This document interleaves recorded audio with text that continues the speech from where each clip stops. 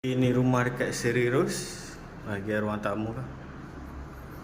Rumah tingkat 2. Naik tangga tak ada lift. Ni dekat ruang tamu, tingkap dia ada grill. Boleh letak barang sikit. Ruang tamu.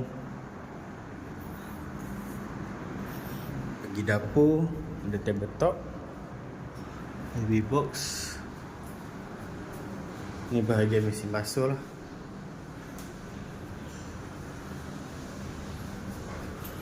Okey. So sini boleh pergi bilik master. Ada kipas siling, tingkap.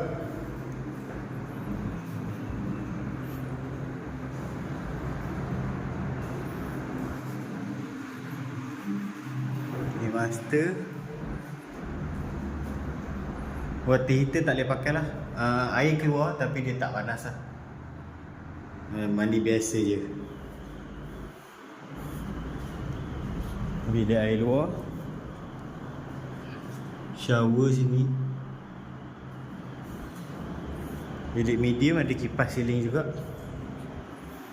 Tingkap.